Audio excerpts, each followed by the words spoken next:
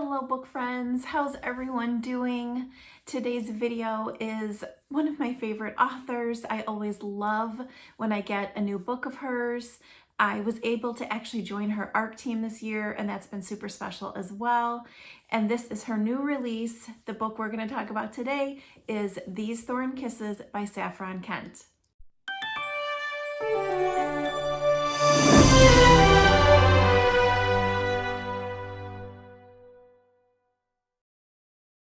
So if you're new here, welcome. My name is Kat. I love to share about the romance novels that I read here on my channel. While you're here, thank you for giving the video a thumbs up and consider subscribing. When you do that, it really does help my channel and also the authors that I talk about here on my channel as well. This is our cat Rue. She's just over a year old. She is always in the room with me when I'm filming. If you are a current subscriber, you already see her make her appearances, and also my dog Macy is always laying at my feet. You'll hear her snoring. It's just one of those things. I'm like a Pied Piper. They follow me all over the place. I'm hoping she just tried to eat the Christmas tree there. I was gonna take it down because it's not a Christmas video, but 'tis the season. It's December when I'm filming this, so I thought I would just leave it up. Okay, good. She jumped down. Let's get to the video. I think there is something really special about Saffron's books. They always have a little bit of a forbidden, sort of taboo relationship in them, and her kind of forbidden I really like. This book, These Thorn Kisses, has age gap and then like sister's best friend or best friend's brother, and then also coach and player a little bit mixed in there. I was waiting anxiously for this book because it's part of her St. Mary's Rebel series. And I was very interested in Conrad, who is the main male character in this book. He definitely sparked my curiosity in reading A Gorgeous Villain, and I knew that he was going to be in the next book, so I was super excited. I will of course include in the description box below the videos that I've done, because I have done videos on the previous two books, My Darling Arrow and A Gorgeous Villain. I've also done a couple other videos, one or two other videos of Saffron's books. I've been reading her forever, but it was also before I had my channel. So in any case, let's talk about Conrad and Wynn. Oh my gosh. There's something really special about Saffron's female main characters. I just love, and I've talked about it before, so if I'm repeating myself, if you've heard me because you're a fan of Saffron's, you'll know this as well. The innocent quality that her female main characters always have speaks to me. And I've read reviews of her books, and there's people that just don't get that. And I understand, it's fine. You know, not every book is for everybody. But when you truly understand and you get in her female characters' heads, they speak to me as a girl, when I was a girl, as a mom with daughters, as a woman, which these girls obviously become. They are sweet, they are not dumb, but they lead with their hearts. And I think that can be misconstrued as immature sometimes. To me, they are like bright, beautiful light. And the male characters are usually dark and shadowy and complicated. And I think what works for me with her books is that the sweet, innocent, beautiful quality of their beautiful souls, these young women's beautiful souls, these men, their men are drawn to that, not because they want to overpower them and take them over, because there's this beautiful nature to them that the dark, broody, complicated guys want. They want the simplicity that these girls have. They want the giving of love and emotion and acceptance that these girls always have. It's so beautiful to me. So, you know, when I read negative reviews, I get a little protective, but I think mostly people do get it. And let me tell you, Conrad and Wynn, oh, Conrad, yeah, I was, like I said, I was waiting for him. So let's talk about Wynn. Wynn is a senior at the St. Mary's School for Rebels. Is that what it's called, right? No, St. Mary's Reform School. That's what it is. So she's a senior. She is known as the good girl, like literally the good girl of the group. They're all good girls, let's be real. But they have landed themselves in this reform school because they've done something that was against the law, against their parents' wishes.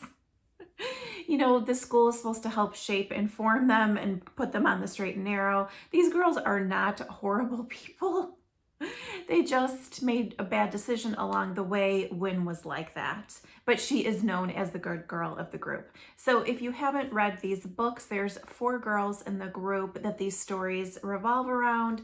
There's Callie, Salem, now we have Wynn, and then there will be Poe, I believe. They have a great sweet friendship. I adore their relationships, how they stick up for each other, how they support each other, really great. Wynn is from a very affluent family. I think her dad's the district attorney, very politically connected, high society. Her parents want to and have tried to shape and form her into who they want her to be. They want control of her life. They believe she will go to the college that they pick. She will marry the man that they pick. She will have the job that they pick. And she is stifled. But she's a good girl and she wants to please her parents. She wants to do right by them. She understands. And this was just like such a beautiful quality about her, but yet kind of like pissed me off as a parent myself. She wants to be a good daughter, but yet they're crushing her. She is an artist. She is a gifted artist, and that is like not good enough for them. They're like, no, no, no, you're going to be a lawyer. They stifle her creativity. Her mom is very critical of her. She kind of dresses her up and tries to have her put her best assets forward when she's at events. You know, there's something to be said for putting your best foot forward, but there's also something to be said to be dressed up like your mom's doll and paraded around in front of the other society members they're trying to impress. You know what I'm saying? So poor Wynn, she tries to hide her art. She draws on her body in places.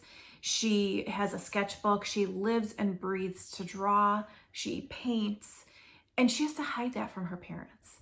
They're like, no, that's not acceptable. That really killed me.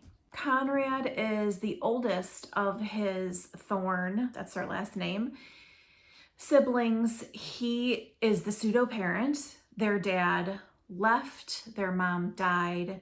He was 10 when his next sibling was born. So he has himself, and then he has twin brothers, and then he has another brother, and then their youngest is a girl, Callie, who A Gorgeous Villain is about. She's the main character in that book. He jumped in when his dad left. He helped his mom until she died. Then he jumped in as both parents. He takes care of everybody. He kept the family together. He made sure everyone went to school, was taken care of, put his life on the back burner. He could have been a successful soccer player, his first semester away at school.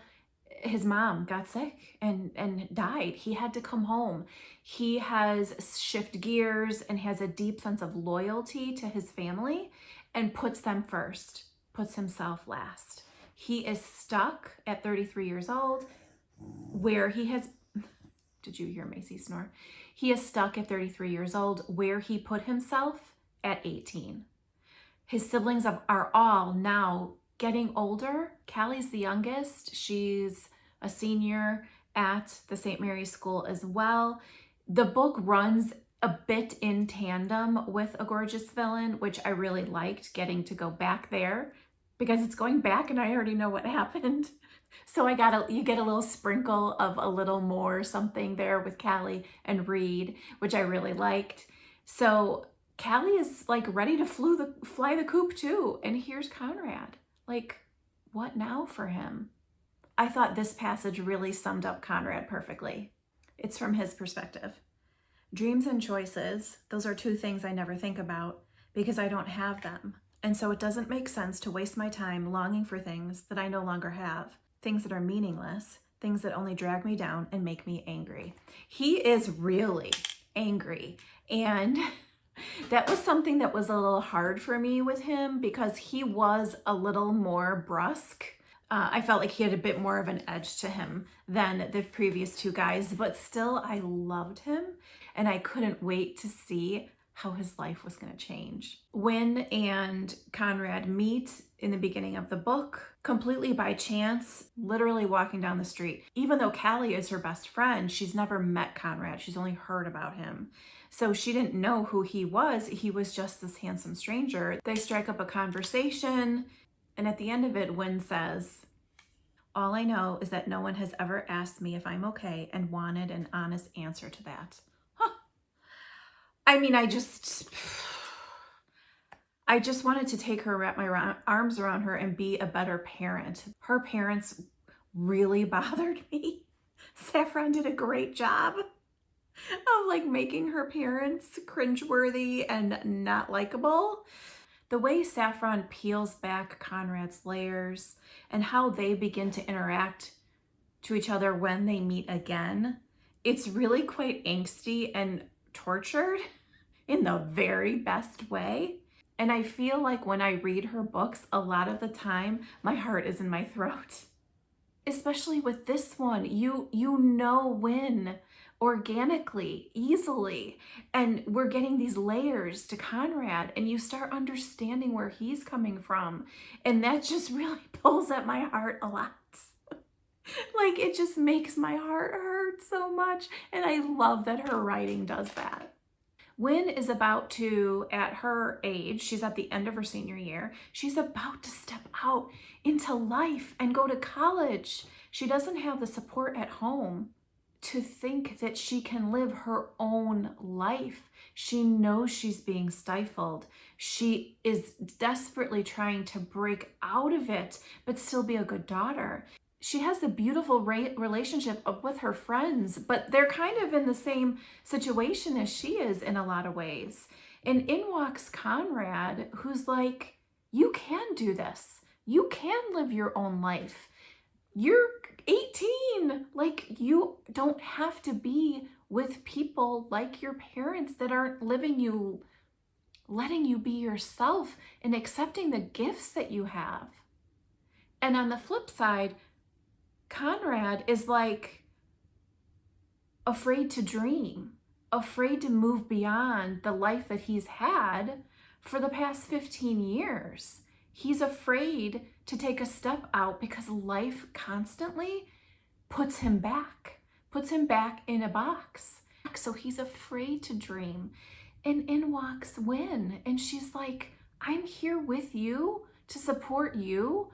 I will be your everything. I will pick you first every time. You do have life to live out there. You can follow your dreams.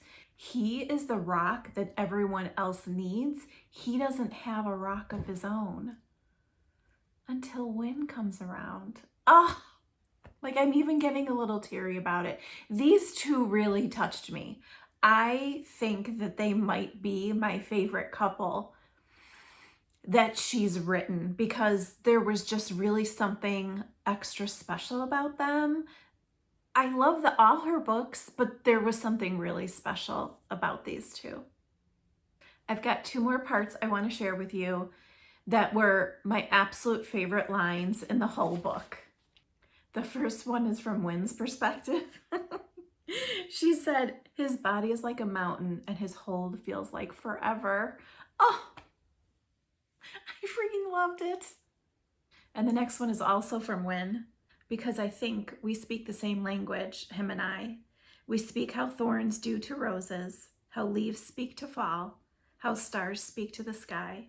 We speak with our hearts, our souls. Oh my gosh, perfection. Let me know if you have read these Thorn Kisses or any of Saffron's other books. I would love to hear. I want to mention a couple of things, which is don't forget in January, I will have a special guest here on my channel, Victoria Ellis, which is super exciting. I've also been filming a series that I will be putting on my channel in January, which is a recap of all the books that I read in 2021. So definitely stay tuned for those and check those out. Come on over to my social media and say hello to me over there. I love to connect with fellow readers. You can find me at Kat Reads Romance on Facebook, Instagram, and TikTok. And I also have a private Facebook group. Those are all linked down in the description box below. Thanks for hanging out with me today, guys. I'll see you soon. Bye.